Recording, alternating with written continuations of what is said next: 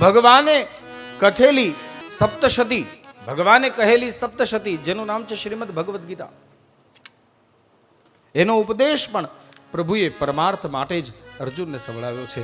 આત્મનિવેદિતા ભક્તિ બલિ મહારાજે પ્રાપ્ત કરી. આ નવધા ભક્તિમાં સાતમી ભક્તિના આચાર્ય શ્રી હનુમાનજી મહારાજ છે, જેને દાસ્ય ભક્તિ કીધી.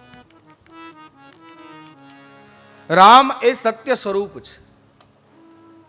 સત્ય સ્વરૂપ રામ જ્યારે આ સમાજમાં ઉદિત થાય ત્યારે અસત્યને ડામમાં ભગવાન રામનો આ ધરા પર પ્રાગટ્ય થાય, અવતરણ થાય. તો એ સમયે પરમ સત્ય સ્વરૂપ શ્રી રામની સેવા માટે સ્વયં શંકર હનુમાનજીના સ્વરૂપે આ ધરા ઉપર પધારે છે. હકીકતમાં ભગવદ અવતારોનું મુખ્ય કારણ તો એ જ છે કે આ સમાજમાં પ્રવર્તેલી જે અંધશ્રદ્ધાઓ છે એ અંધશ્રદ્ધાઓ દૂર થઈ જાય. ધર્મમાં જે પાખંડે પ્રવેશ કરી અને ધર્મને ઉચ્છેદ કર્યો છે, આ ધર્મનું પુનઃસ્થાપન થાય તેના માટે ભગવાનનું આ ધરા ઉપર અવતરણ થાય છે. ભગવાન આ ધરા ઉપર અવતરે છે, પ્રગટે છે.